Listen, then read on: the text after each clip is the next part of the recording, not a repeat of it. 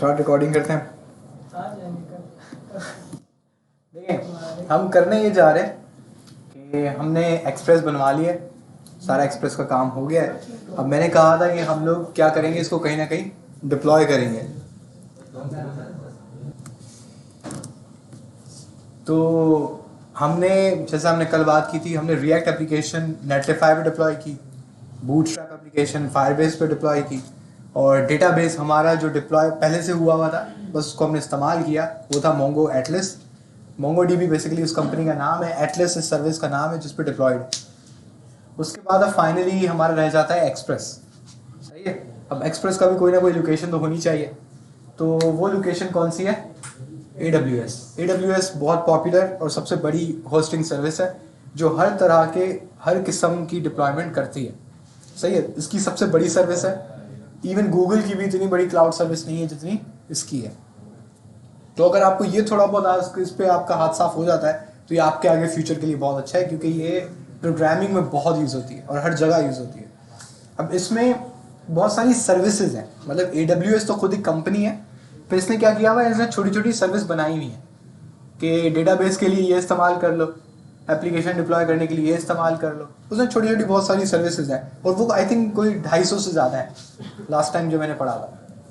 तो बहुत सारी सर्विसेज हैं।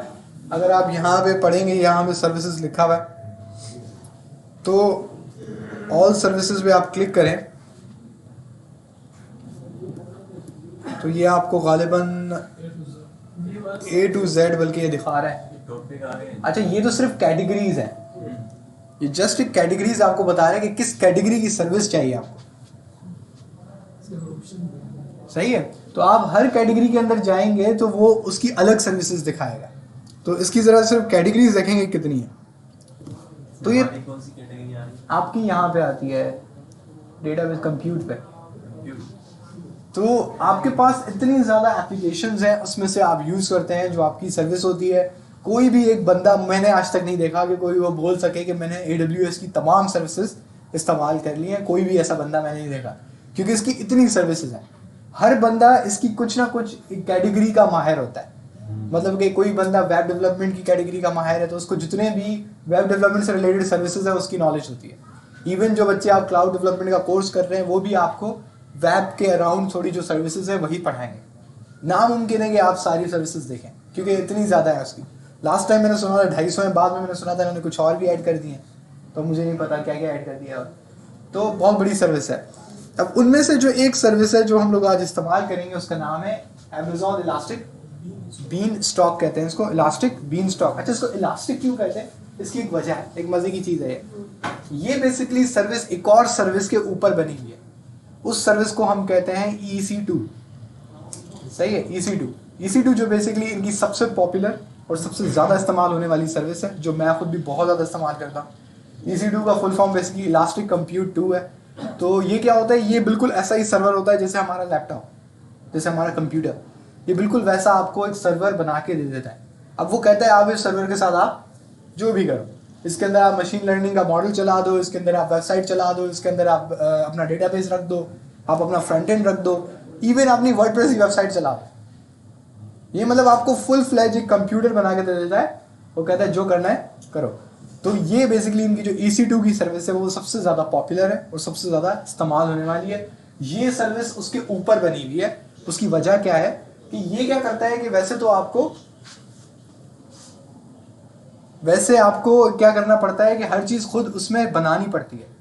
अब EC2 जो होता है, समझ लें कि आप जब एक नया कंप्यूटर लेकर आते हैं तो समझ लें उसमें विंडोज़ भी नहीं है, कुछ भी नहीं है, सिर्फ वो कंप्यूटर है। तो EC2 बिल्कुल ऐसा ही होता है। अब उसको चलाने के लिए आपको अच्छी खासी नॉलेज चाहिए कि मुझे इसमें क्या क्या इंस्टॉल करना है, मुझे इसमें क्या क्या चीज़ें चाहिए होंगी एक सिंपल नोड का सर्वर चलाने के लिए। और उसको मैं आपको बता रहा हूँ बहुत सारी चीज़ें चाहिए। उसके बाद वो फायरवॉल भी होती है उसमें। अब फायरवॉल क्यों होती है, ताकि जाहिर सी बात है सिक्योरिटी इशू ना हो। तो अब उसको भी आपको हैंडल करना है, आपको खुद को, फिर IPs को हैंडल करना है, तो वो बड़ी खप है। तो उन्होंने क्या किया कि जो हमारी जो न्यू कमर्स हैं, जो बिल्कुल न्यू हैंडल कर रहे हैं,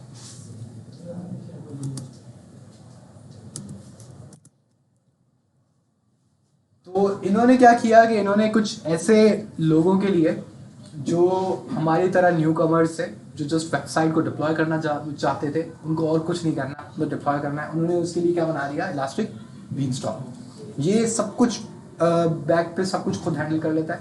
नोड वगैरह इंस्टॉल करना सब इसका काम है, सॉफ्टवेयर इंस्टॉल करना इसका काम है। दूसरी इसकी खास बात क्या है, इसको इलास्टिक क्यों कहते हैं, क्योंकि ये क्या करता है कि जैसे जैसे आपकी वेबसाइट की कंजप्शन बढ़ती है, मतलब उसको ज़्यादा रैम चाहिए, उसको ज़्यादा प्रोसेसर चाहिए, तो ये ऑटोमेटिकली उसको इंक्रीमेंट देता है। तो ये इसकी खास बात है। वरना EC2 में मैं खुद डिसाइड करता हूँ, जो डेवलपर होता है वो खुद डिसाइड करता है कि मुझे 4 GB चाहिए, मुझे इतना प्रोसेसर चाहिए।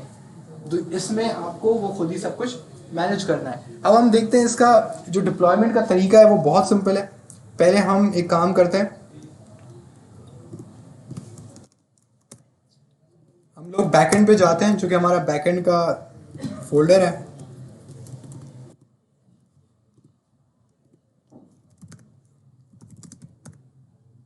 तकरीबन ये जो मैंने आपको बताया था कि इसमें सिर्फ 2 चेंजेस थी जो आपको नॉर्मली करनी होती हैं।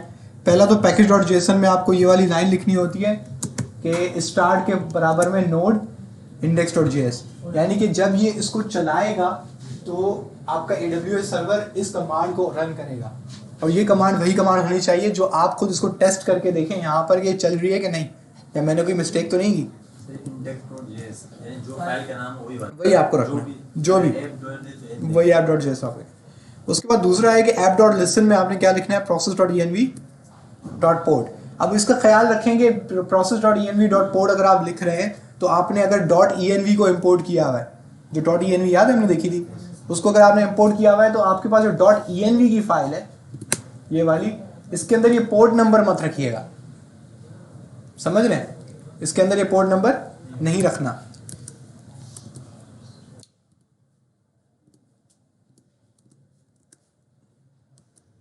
उसके बाद हमने करना क्या है, हमने सिंपली इस पूरे जो हमारा मैटर है, जो भी मवाद है, उसमें हमने क्या बनानी है, एक जिप फाइल बनानी है।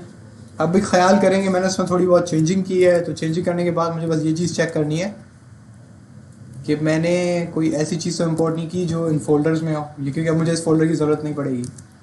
ठीक है, एक काम हमने लाजमी करना होता है, वरना आपको कभी कभी एरर दे देता है वो, कि आपने इंडेक्स राउट लाजमी बनाना है। अब जैसे कि मैं कहता हूँ, बल्कि यहाँ पे आप एक कमांड ट्राई करें, npm start। अब ये npm start पता है कौन सी कमांड चलाता है, ये package.json में जाता है और ये इस कमांड को चला देता है। अब देखिए मैंने npm start किया तो मेरा नोड index.js इसने चला दिया, क्योंकि ये यहाँ से कमांड लेकर आया, सेम वाली काम किया। तो DB कनेक्ट हो चुकी है। एक चीज़ आप टेस्ट कर लीजिएगा कि आपके ब्राउज़र में जब आप ये काम कर रहे हैं तो यहाँ पर लोकल होस्ट 5000, अभी मेरा कोई भी इंडेक्स राउट नहीं बना हुआ है, तो ये गलत है। AWS हेल्थ चेक करने के लिए, ये चेक करने के लिए कि आपकी एप्लीकेशन सही चल रही है या नहीं, वो हमेशा कहाँ पे पिंग मारता है, इंडेक्स राउट पे आपकी पिंग मारता है। मतलब इंडेक्स राउट पे एक दफ़ा जाने की कोशिश करता है कि भाई मेरी एप्लीकेशन रन हो चुकी है या नहीं। अगर यहाँ पे इस पर कोई भी उसको रिस्पॉन्स नहीं मिलेगा तो उसको क्या लगेगा कि आपकी एप्लीकेशन चली ही नहीं। सही है, आपको पता है res.status आप लिखेंगे, स्टेटस में आपने स्टेटस कोड नहीं, स्टेटस 200 देना है, .json आप दे दें और इस जेसन में आप मैसेज पास कर दें, मैसेज। सही है, और आप कह रहे हैं कि लॉगिन सक्सेसफुली नहीं हो गया, सर्वर स्टार्टेड सक्सेसफुल। ठीक है, कुछ भी मतलब आपने बस उसको दे दिया। उसके बाद हमने करना क्या है कि इसको अब बंद करते हैं, क्योंकि अभी हमें इसका जिप बनाना है। मैंने इसको भी बंद किया, ये जो मेरा पहले जिप बना हुआ था मैं इसको डिलीट कर देता हूँ।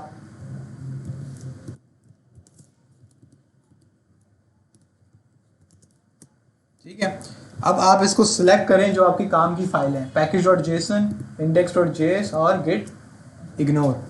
ठीक है, मैंने यहाँ गया और मैंने कहा add to archive, नहीं है नहीं, add to archive, क्योंकि वो यूज़ ही नहीं हो रही, ये नहीं यूज़ ही नहीं हो रही।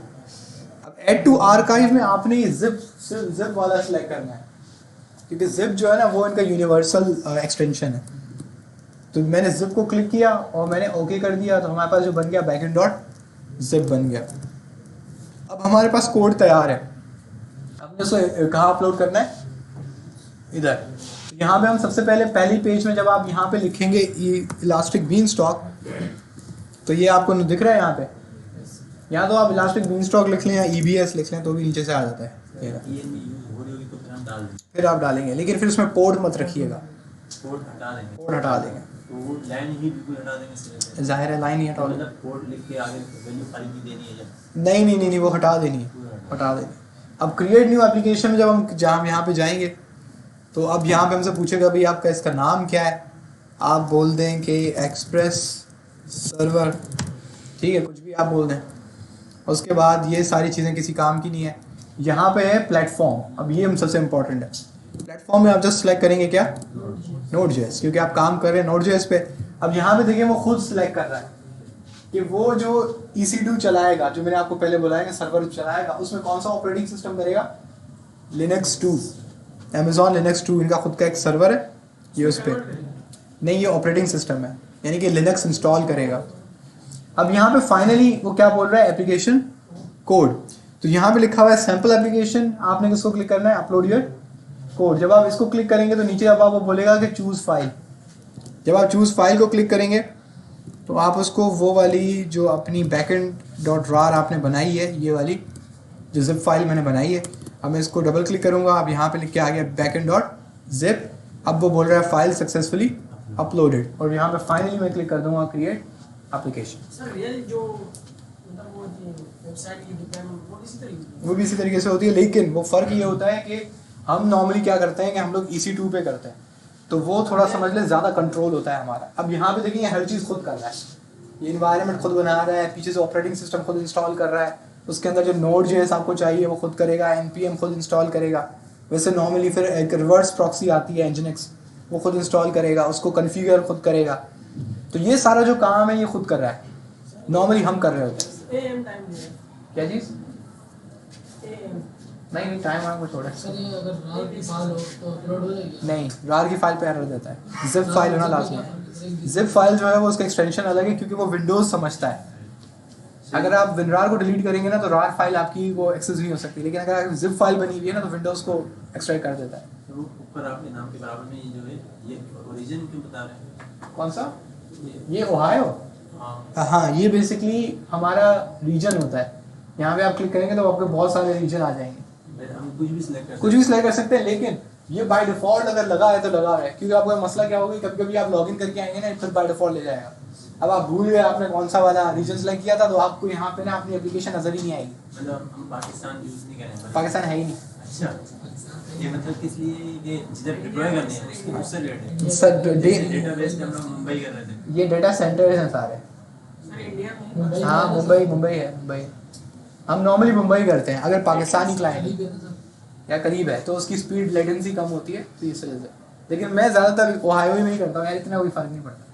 क्योंकि मसला क्या होता है कि मैं आपको मसला बताता हूँ, आपने कर दिया मुंबई, सही है, आपकी एप्लीकेशन चल गई, सब कुछ हो गया, सब कुछ चल रहा है, बेहतरीन चल रहा है। उसके बाद एक दिन आप जल्दी में किसी टेंशन में आके ना आपने अपना अकाउंट खोला, और ये कभी ना इसको भले आपने मुंबई में रखा हो ना, इसको बाय डिफ़ॉल्ट ले आता है कहाँ पे, ओहायो।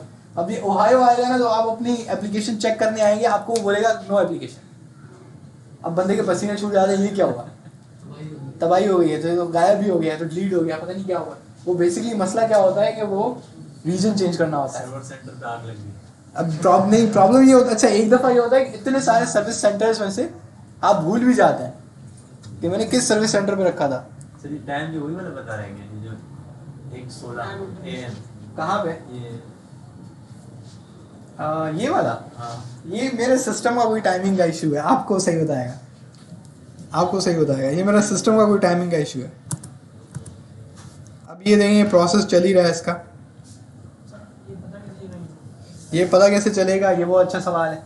तो अब आप क्या करेंगे, यहाँ पे क्लिक करेंगे, आप दोबारा लिखेंगे EBS, सही है, इलास्टिक बीनस्टॉक में आप दोबारा क्लिक करेंगे। जब आप इसके मेन पेज पे आएंगे तो अब इसका मेन पेज आपको अलग दिखेगा, सही है। पहले मेन पेज में यहाँ पे डायरेक्टली लिखा हुआ था क्रिएट एप्लीकेशन, अब ये दिखा रहे हैं क्योंकि आपको दिखा रहे हैं कि आपने कुछ ना कुछ बनाया है। अगर आपने कुछ ना कुछ बनाया है तो यहाँ पे आपने एप्लीकेशंस का साइड में लिखा हुआ है, सही है, एप्लीकेशंस आपने लिखी हुई है। जब आपने एप्लीकेशन पे क्लिक किया तो यहाँ पे ये एक्सप्रेस सर्वर, हमने इसको ये नाम दिया था। आप जब एक्सप्रेस सर्वर को क्लिक करेंगे तो आपको अपने ये इन्वायरमेंट में ले आएगा कि मतलब ये मेरा सर्वर है। अब इसमें देखें यहाँ पे हेल्थ पे क्या दिखा रहा है, ओके, मतलब आपकी एप्लीकेशन परफेक्ट है, चल रही है, सब बेहतरीन है। और ये उसकी क्या है, URL है। अब आप इसको क्लिक करेंगे तो ये दूसरी जगह खोलेगा और ये आपका सर्वर है, ठीक है। अब इवन आप क्या कर सकते हैं कि हम लोग क्या करते हैं कि अपनी एप्लीकेशन पे जाते हैं जो हमने बैकएंड बनाई थी, फ्रंट एंड सॉरी, इसको हम CMD चलाते हैं। चेंजेस करके कैसे दोबारा सेव कराने हो? हाँ, ये अच्छा सवाल है। वहाँ पर तो सिर्फ पुश करो, उधर भी हो जाता था। हाँ, उसमें तो ऐसे ही होता है। इसमें जो GitHub से करता है वो कोड पाइपलाइन की सर्विस मैंने देखी थी। कोड पाइपलाइन अगेन उसको सेटअप करना थोड़ा ट्रिकी है, वो इजी नहीं है। हाँ, ये डिफरेंट है। अब यहाँ पे आपके पास दोबारा से क्या दिखा रहा है, अपलोड एंड डिप्लॉय। और ये आता कहाँ से, अगेन आप EBS पे जाएं तो आपको अपनी एप्लीकेशन दिखाएगा। ये आपकी एप्लीकेशन है, आपने इसको क्लिक किया तो अब आपको बताएगा अपलोड एंड डिप्लॉय। आपको दोबारा डिप्लॉय करना पड़ेगा अगर आपको इसमें सर्वर चेंज करना है। ये EBS की लिमिटेशन है। ये कनेक्ट हो जाता है, सही है, GitHub के साथ कनेक्ट हो जाता है कि आप GitHub में चेंज करो, यहाँ भी चेंज हो जाता है, लेकिन आप अभी उस कॉम्प्लिकेशन में ना आ जाए। जितना चीज़ों को सिंपल रखेंगे उतना याद रखने में आसानी होगी। अब ये हमारी जो है क्या है, ये एप्लीकेशन है, ठीक है। अच्छा, इसमें हम फ्रंट एंड में क्या करते हैं, हम पहले इसको स्टार्ट कर लेते हैं। जब तक मुझे नहीं पता इसमें कॉन्टेक्स्ट सही से लगा हुआ है या नहीं। अब जो हमारा जो इंडस्ट्रियल स्टैंडर्ड है ना, उसमें हम एक काम करते हैं कि हम लोग कॉन्टेक्स्ट API में हमेशा, ये हमारी कॉन्टेक्स्ट API है, इसमें हमेशा एक वेरिएबल बनाते हैं किस नाम का, API URL।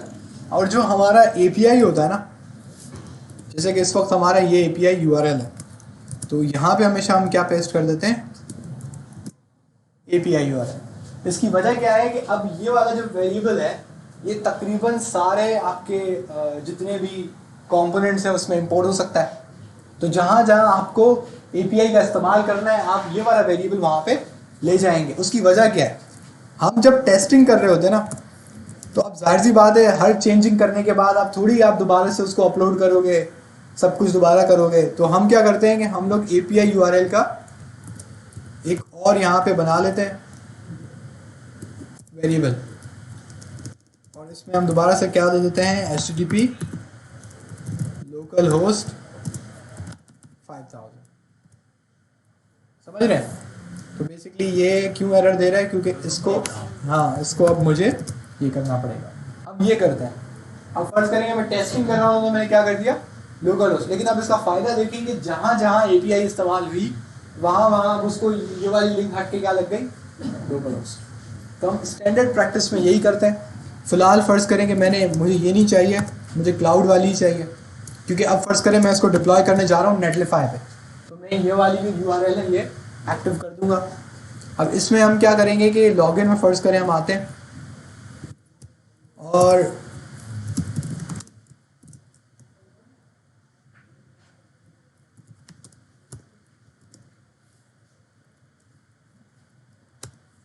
यहाँ पे यूज़ कॉन्टेक्स्ट होता है हमारे पास।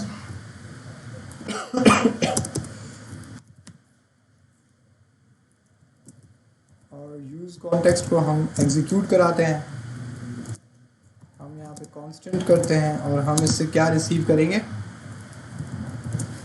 API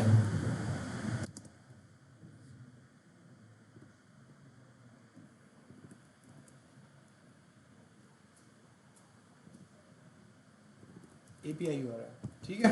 वैसे मुझे चेक करना पड़ेगा कि मेरा हुक्स जो मैंने कस्टम हुक्स बनाए थे उसमें इसका नाम यही था, बल्कि यूज़ ऑथ है, तो मैंने ये नाम गलत लिख दिया है। ये यूज़ कॉन्टेक्स्ट नहीं है, ये होना चाहिए यूज़ ऑथ फ्रॉम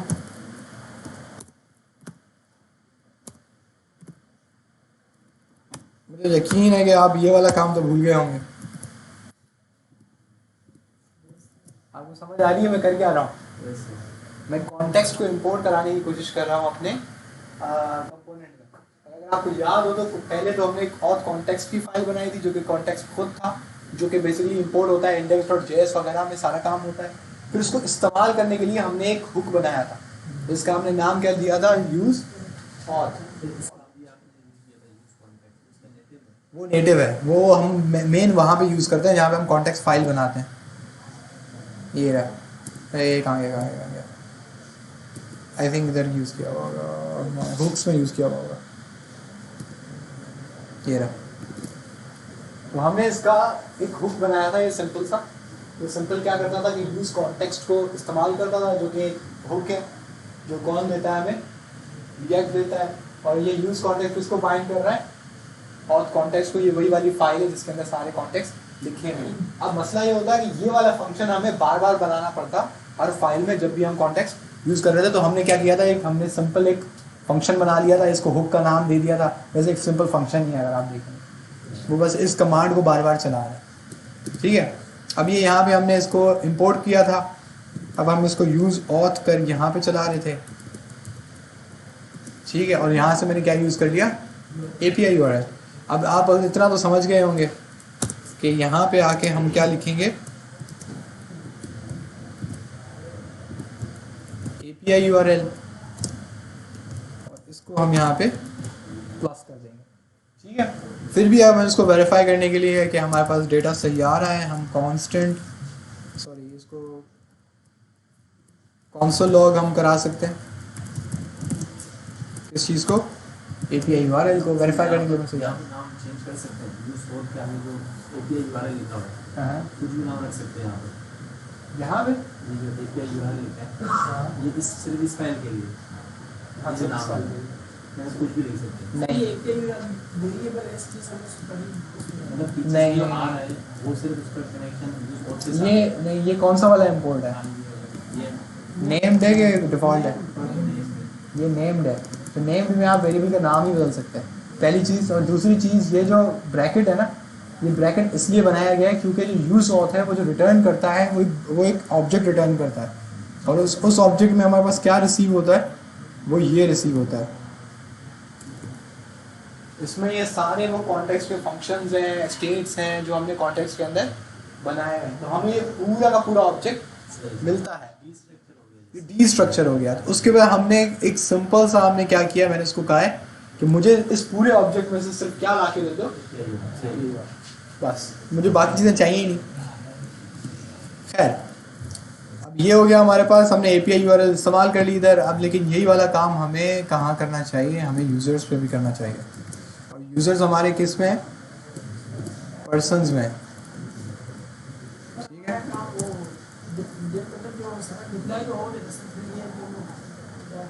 क्या, मैं उस सर्वर को यूज़ करने की कोशिश कर रहा हूँ रिएक्ट के अंदर ही, सही है। उसको थोड़ा स्टैंडर्डाइज कर रहा हूँ। वैसे अगर मैं डायरेक्टली जाके लिंक लगा देता एग्जिस्ट के अंदर तो भी काम हो जाता। मैं आपको वो स्टैंडर्ड तरीका दिखा रहा हूँ जिसको हम यूज़ करना चाहिए और हम करते हैं। कॉन्टेक्स्ट के अंदर हम लोग API URL रखते हैं ताकि हम उसको कभी भी बदल दें एक ही झटके में। अब यहाँ पे हमने ये इधर रख दिया। अब मुझे पता है कि API URL ये मैंने मिटा दी, समझ रहे हैं। सिर्फ ये काम करने के लिए मैंने कॉन्टेक्स्ट वाला सारा सिस्टम दिया। अब मैं क्या है कि मेरा API URL यूज़ हो रहा है। अब इसका मतलब है कि मैं जहाँ भी मैं इसको बदलूंगा 5000 लिखूंगा तो ये अपने लोकल पे आ जाएगा पूरी एप्लीकेशन, और जब मैं दोबारा से इसको ये वाली लिंक दे दूंगा तो वो सारी एप्लीकेशन इस URL को इस्तेमाल करने लग जाएगी। अब मुझे हर पेज पे जाके चेंज करने की ज़रूरत नहीं है, समझ रहे हैं। बस एक जगह पे मैंने चेंज किया और सारी एप्लीकेशन रेडी। अब हमने यहाँ पे इसको स्टार्ट तो किया हुआ था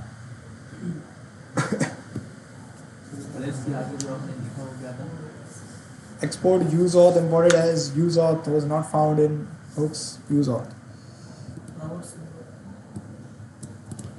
ये कह रहा है कि लॉगिन में मुझे यूज़ ऑथ तो मिला ही नहीं, क्यों नहीं मिला। एक्सपोर्ट डिफ़ॉल्ट तो मैं यूज़ ऑथ, अच्छा सही है सॉरी।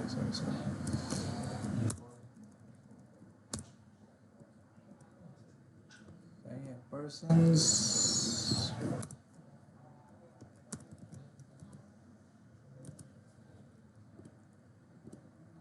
तो सारे एरर चले गए किसी को समझ आया क्या हुआ? वो डिफॉल्ट था, आपने नेम किया।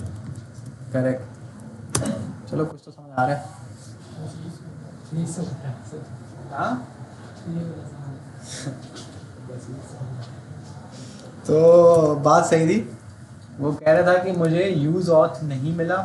वो क्यों नहीं मिला? क्योंकि हमने ये हुक वाली फाइल जो थी इस पर हमने क्या यूज़ किया हुआ है? एक्सपोर्ट डिफ़ॉल्ट यूज़ किया हुआ है। तो जो एक्सपोर्ट डिफ़ॉल्ट होता है उसमें आप ब्रेसेस नहीं लगाते, तो इस वजह से वो चल गया, हमारी एप्लीकेशन भी चल गई है, सब कुछ चल रहा है। अब हम देखते हैं कि हमारे पास कंसोल लॉग में क्या आया, क्योंकि मैंने API URL का वेरिएबल कमेंट किया हुआ है। देखें हम क्या प्रिंट कर रहा है? एक्सप्रेस। ठीक है, अब इस सारे काम का फ़ायदा क्या हुआ? इतनी सारी जो हमने पंचायत पाली, इसका फ़ायदा ये हुआ कि अब मैं फ़र्ज़ करें इसको अगर मैं कमेंट आउट करता हूँ और मैं इसको ओपन करता हूँ और मैं सेव करता हूँ, तो मैंने सेव किया तो अब API URL क्या बन गई? लोकलहोस्ट 5000। बस इसके लिए ये सारी फनकारी की। अब ये हर पेज के अंदर लोकलहोस्ट 5000। अब दोबारा से बस 2 मिनट में मैंने इसको हटाया और इसको दोबारा से मैंने एक्टिव किया। अब सारे जगह पे क्या आ गई? एक्सप्रेस। ये गलती मेरे को दिख रही है यहाँ पे, ये नहीं होना चाहिए था। बस URL सिंपल। उसकी वजह ये है कि अगर आप ये / लगाओगे तो मैंने यहाँ भी / इस्तेमाल किया है, जहाँ पे मैं इस API URL को इस्तेमाल कर रहा हूँ। ये देखें तो वो / आ जाता है। सिंपल। क्या चीज़? ये मतलब राउट्स के लिए, हाँ राउट्स के लिए नहीं है ये अकाउंट की definition में जो sign ये वाला है। हाँ, ये तो मैं सिंपल कह रहा हूँ ना। अब API URL में तो सिर्फ वो URL जैसे लोकलहोस्ट 5000, लेकिन मुझे उसको ये डेटा जो भेजना था लॉगिन का, कहाँ भेजना था? इस बार राउट तो अब क्या हो गया कि API URL का वेरिएबल स्टैंडर्ड है। अब फर्ज करें लॉगिन है तो /log+ कर दे /login, साइन अप है तो +signup, सही है, गेट ऑल यूजर्स है तो /+/get all users। बस तो क्या हो गया कि सारी एप्लीकेशन में आपका जो काम है वो डायनेमिक हो गया। आप किसी भी वक्त सर्वर बदल सकते हैं, अपना बैकएंड सर्वर किसी भी वक्त। तो ये थोड़ा स्टैंडर्डाइजेशन ऐसे ही होती है। अगर आप इसको नहीं भी करेंगे, अगर आप Axios के पास जाके एक फाइल में जाके अपनी लिंक भी कॉपी पेस्ट करेंगे तो चलेगा, लेकिन वो स्टैंडर्ड नहीं है। साइलेंट के लिए अलग, उसके लिए अलग। साइनअप के लिए अलग। ज़ाहिर है अलग होगा, उसका पेज भी अलग होगा, सब कुछ अलग होगा। अब यहाँ पे हमने इसको लॉगिन किया तो हमें क्या बोल रहा है? वो इनवैलिड यूज़र नेम। लेकिन आपको इससे एक बात तो समझ आ गई होगी कि सर्वर पर डेटा गया और ये रिस्पांस किसका था? चेक करके आया है सर्वर से। और अगर आप देखें तो अभी हमने कौन सी लिंक दी हुई है? वो जो हमने अभी डिप्लॉय करके आए हैं। ठीक है, इसका मतलब है कि अगर हम लोग ABC 1 2 3 देके हम सबमिट करेंगे तो हमारे पास साइंड इन सक्सेसफुली आया और हमारे पास सारा डेटा आ गया। अब इसका मतलब जो इस वक्त आपकी एप्लीकेशन है ये टोटली क्लाउड पे, इसका डेटाबेस क्लाउड पे, इसका बैकएंड क्लाउड पे, सही है। रिएक्ट किया फिलहाल मैं सारी सी बात अपने कंप्यूटर से चला रहा हूँ, लेकिन आप समझ सकते हैं कि नेटलिफाई मुझे 2 मिनट लगेंगे। इसको मैं गिटहब पे अपलोड करूँगा, गिटहब की वो जो रिपोजिटरी है वो मैं नेटलिफाई को दे दूँगा, यानी कि ये भी नेटलिफाई पे चला जाएगा। नहीं साइन अप मैंने उससे किया, थंडरबोल्ट से किया था, लेकिन अगर मैं थंडरबोल्ट से भी साइन अप करूँगा ना तो हो जाएगा। इसी API का लिंक देंगे हो जाएगा। तो ये हमारे पास सिंपली डिप्लॉयमेंट थी।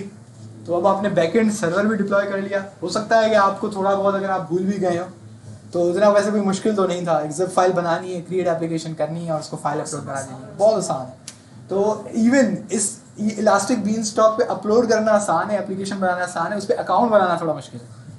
मैं आपको ये बात बता रहा हूँ, क्योंकि वो कार्ड नंबर मांगता है, बोलता है ये दो वो दो, फिर कभी कभार मसले करता है कि ये वाला कार्ड एक्सेप्टेड नहीं है, कोई और कार्ड दो, ये भी बहुत करता है। वो इंटरनेशनल अगर आपके बंद है ना, हाँ ट्रांजैक्शंस बंद है तो इशू करेगा।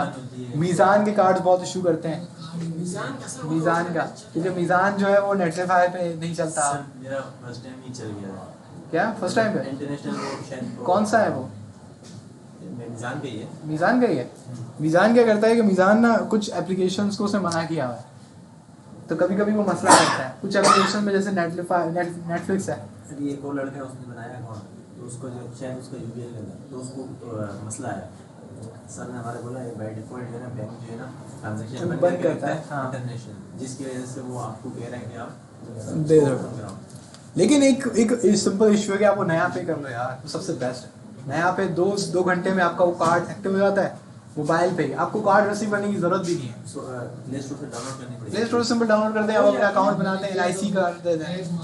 अभी प्ले स्टोर आपने वाले साहब किसी का भी एलआईसी लेके करना पूरा पूरा फेस सामने रख के है। हाँ, थोड़ा बहुत तो करना पड़ेगा। अब्बू को बिठा देना। अकाउंट बनवा लो, किसी के भी नाम पे अकाउंट बनवा लो, बस वो क्या होता है कि फिर वो 2 घंटे के बाद आपका कार्ड एक्टिव हो जाता है। आपके घर पे कार्ड आने की जरूरत भी नहीं है, वो एप्लीकेशन के अंदर ही ना वो डिजिटल कार्ड दिखाता है।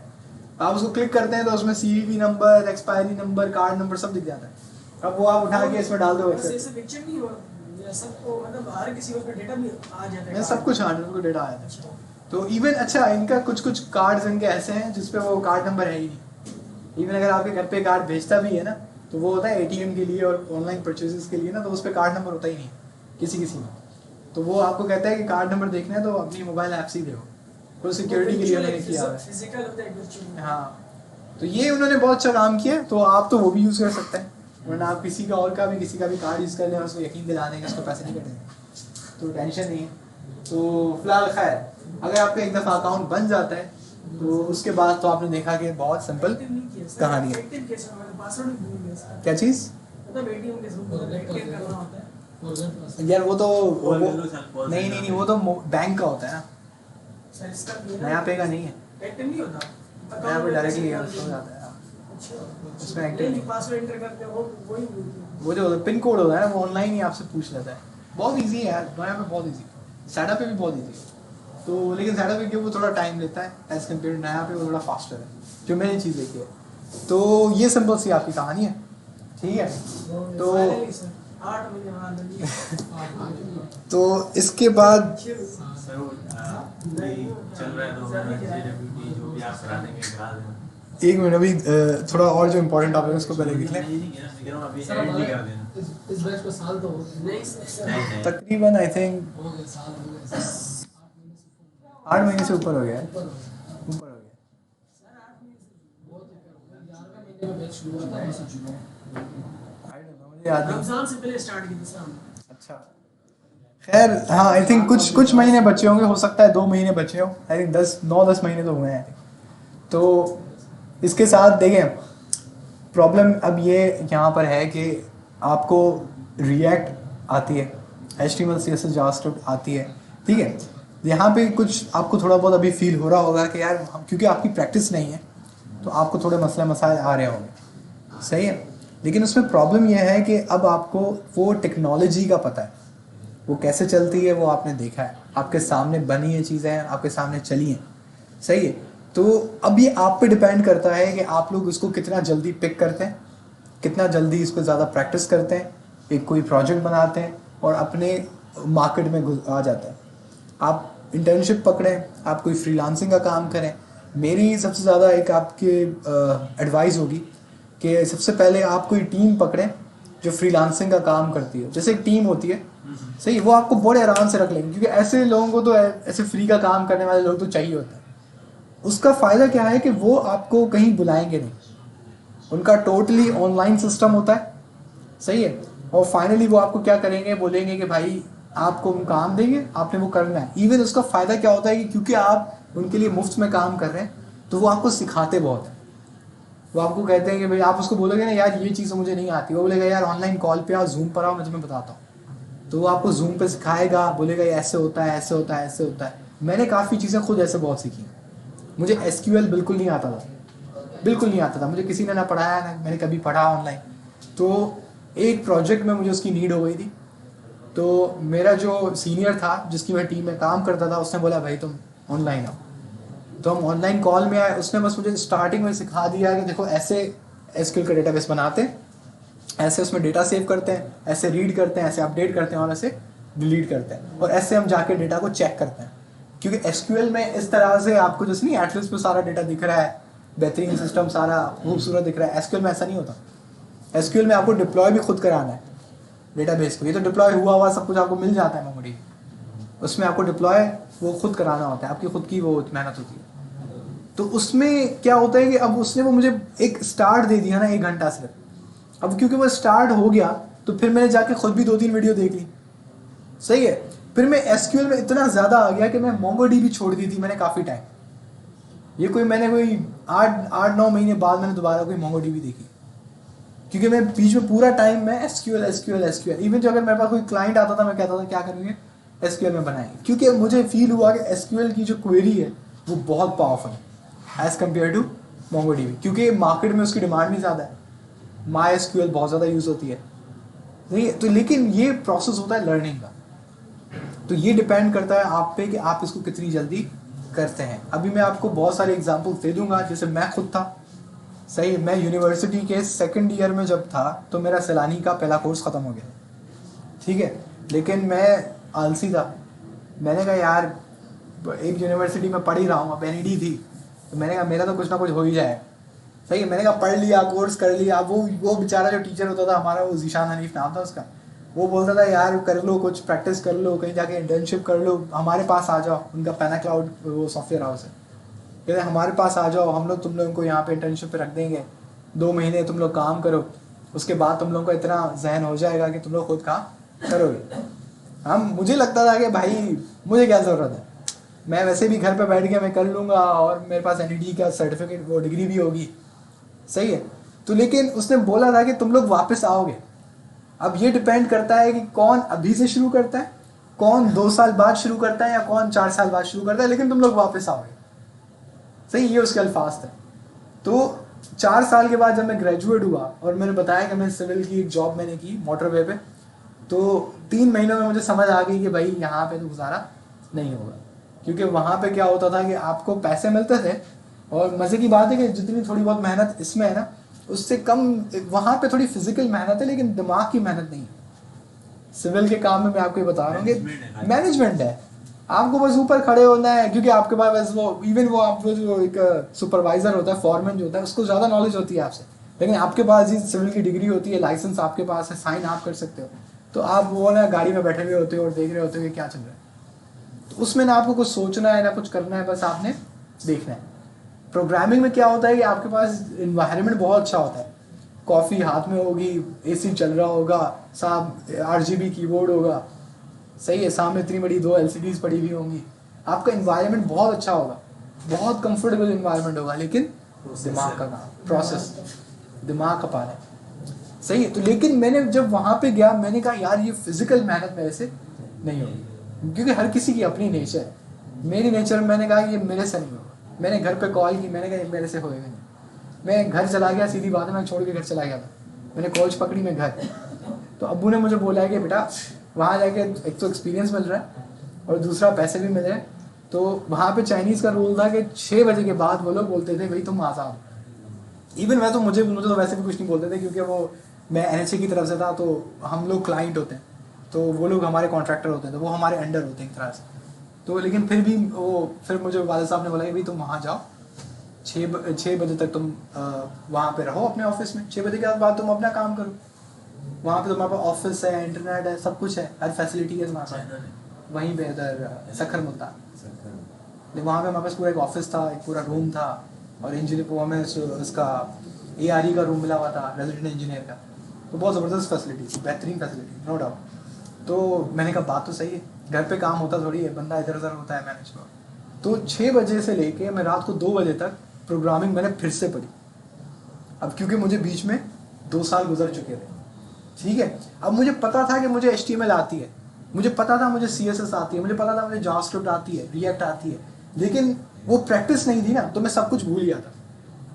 बस मुझे नाम याद थे, अच्छा जी फंक्शन होता है, लूप होता है, ये होता है, सही है। ये बिल्कुल एंगुलर मैंने पढ़ी थी, वो तो बिल्कुल 0/0, वो तो मुझे बिल्कुल याद ही नहीं था वो क्या था, बस मुझे इंस्टॉल करना आता था। तो मैंने उस वक्त फिर 2 साल बाद मैंने उसको दोबारा पढ़ना शुरू किया। 3 महीने पहले मैं ऐसे ही तफरीह में मैंने उतारे, फिर 3 महीने के बाद मैंने 1 साल पूरा वहाँ पे लगाया। 3 महीने के बाद जो 4-5 महीने मैंने कम्प्लीटली प्रोग्रामिंग पढ़ी, कम्प्लीटली दोबारा से वही। मैं HTML CSS शुरू से मैंने कोर्सेज देखे, मैंने देखा HTML आ रही है, क्योंकि उससे हुआ ये कि मैंने एक बात नोट की कि क्योंकि मैंने ये चीज़ पहले पढ़ी हुई है, तो अब उतनी तकलीफ नहीं हो रही थी और इतना मैं कंफ्यूज नहीं हो रहा था जितना मैं पहले होता था जब मैं पहली बार ये चीज़ पढ़ रहा था। ऑनलाइन सब तो मैंने कोई क्लासेस फिजिकली मैं अब चलानी चाहता था, तो वो उसके बाद मैंने कोई दोबारा क्लास नहीं। यही एक खास बात है, एक दफ़ा आप फिजिकल क्लास ले लेते हो ना, आप इंटरेक्ट कर लेते हो, आपके सामने एक कोड बन जाता है ना, तो आप दूसरी बार हर चीज़ खुद पिक करते हो। अब जैसे उन्होंने एक नाम, हाँ, अब वहाँ पे क्या हुआ कि सही है, ये वाला मसला होता है। मैंने क्या किया कि जो ट्यूटोरियल्स थे मैं उसको फॉलो अप करता था, सही मैंने बना लिया। अब मेरा HTML सही हो गया, CSS मुझे समझ आ रहा है, हाँ थोड़ा बहुत हो रहा है, जावास्क्रिप्ट मुझे समझ आ गई, थोड़ा बहुत हो रहा है, याद आ गई, रिएक्ट थोड़ा कर लिया, पाइथन कर लिया। ये सारी जब मैंने कर ली तो अब जाहिर सी बात, ये तो ट्यूटोरियल की लैंग्वेज है और रियल प्रोजेक्ट थोड़ा डिफरेंट होता है। तो मैंने फिर अपने जो मेरे दोस्त हैं सबको मैंने कॉलें करना शुरू की। मैं फारिग बंदा होता था 6 बजे के बाद, पूरा फारिग, क्या करूँ, सही कंपनी के मिनट्स दिए हुए होते थे, तो मैं सबको कॉलें करता था कि यार किसी फ्रीलांसिंग टीम किसी जगह पे ना मुझे बस सेट करा दो, मैं फ्री में काम कर लूँगा, बस मुझे सेट करा दो, मेरा टाइम हुआ। तो मेरे एक दोस्त था, वो तंग आ गया, वो CIS का था, NED का, वो कंप्यूटर साइंस उसने डिग्री की थी लेकिन NED से। तो मुझे पता था इसके पास तो ज़रूर कांटेक्ट होंगे क्योंकि वो CS डिपार्टमेंट का। तो मैंने उसको बोला कि भाई कुछ भी कर, मेरा ना कहीं काम करा। मैंने उसको बोला ऐसा कर, तो अपने जो तुझे कंपनी में प्रोजेक्ट मिले ना तो मुझे दो, मैं वो उस पर ना काम करके मैं तुम्हें दे दूंगा तुम्हारा सपोर्ट में। अब वो मुझे समझा रहे हैं कि भाई ये कॉन्फिडेंशियल होता है, हम किसी को ऐसे दे नहीं सकते, अगर किसी को पता लगा तो मैं नुकसान ला जाऊँगा। मैंने कहा नहीं खैर। फिर मैं उसे रोज़ कॉल करता था, तो उसने तंग आ गया। एक बंदा था वो फ्रीलांसिंग करता था, उसका क्लास फेलो था, उसने मेरा नंबर उसने उसको दिया, तो उसने मुझे कॉल की, उसने बोला कि भाई आपको काम करना है। मैंने कहा भाई सीधी बात है, मैंने 2 साल पहले कोर्स किया था, सही है। मैं कहा उस टाइम मुझे बड़ा अच्छा आता था, वो भी खैर मैंने झूठ बोला था।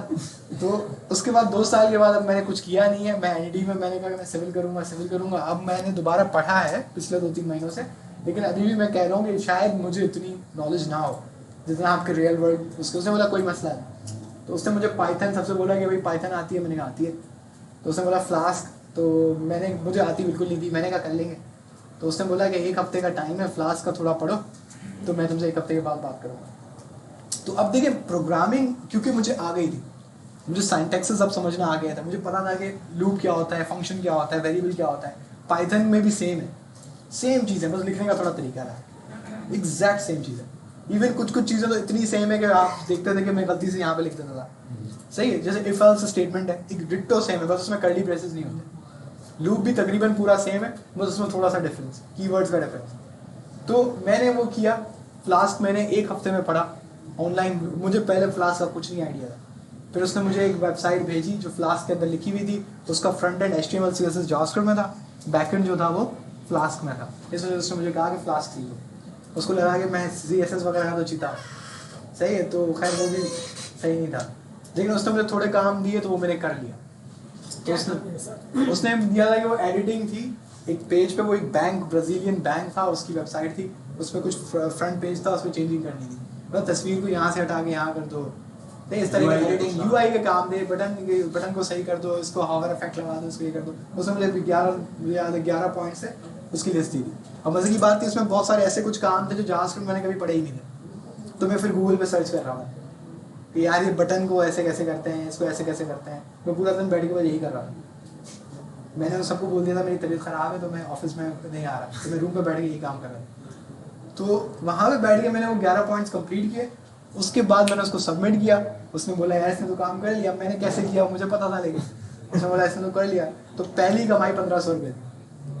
उसने उस पूरे 11 पॉइंट की 1500 रुपये दी। लेकिन जब वो 1500 आए ना तो मैंने फील किया यार क्या कमाल है। नहीं, दूसरा कमाल ये था कि सिविल की जॉब में आपको सुबह उठना पड़ता है, आप जाते हो, तपती हुई धूप होती है, नीचे वो डांबर बिछा रहे होते हैं, उसका 120 डिग्री सेल्सियस टेम्परेचर होता है, आप उसको उस पर आपको चलना पड़ता है, और आपके पास एक रॉड होती है वो आप लगा के चेक करते हो उसकी थिकनेस कितनी है, सही है। कोर कटिंग होती है, आप जाके उसको बताते हो कि यहाँ से कट करो, वो करते दूसरे हैं लेकिन आपको वहाँ खड़े तो रहना पड़ता है, इंजीनियर जो है। तो अब मैंने देखा यार वहाँ पे पसीना बह रहा है, आप तकरीबन बेहोश हो रहे हो, आपका रोज़ा है, कुछ है, वो कुछ भी नहीं देखते, आपको वहाँ रहना है। अब यहाँ पे मैंने AC में बैठ के टक टक टक टक किया, 1500 रुपये। हाँ सो गए, बैठ गए, चाय पी रहा हूँ, टक टक कर रहा हूँ, 1500 रुपये आ गए। मैंने कहा यार ये काम बहुत अच्छा है, बहुत मजे का। तो मैंने उसको बोला कि तुम्हें और भी कोई काम हो ना तो मुझे देना। उसने बोला कि मैं तुम्हें फ्लास्क का, अच्छा उसने मुझे बोला कि वो ये फ्रंट एंड का थोड़ा रिएक्ट का काम इधर उधर, फिर उसने मुझे दिया। तो ऐसे कर करके मैं और माहिर होता गया ये टेक्नोलॉजीज थी, पढ़ पढ़ के दोबारा से। एजेंसी कब बनाएंगे?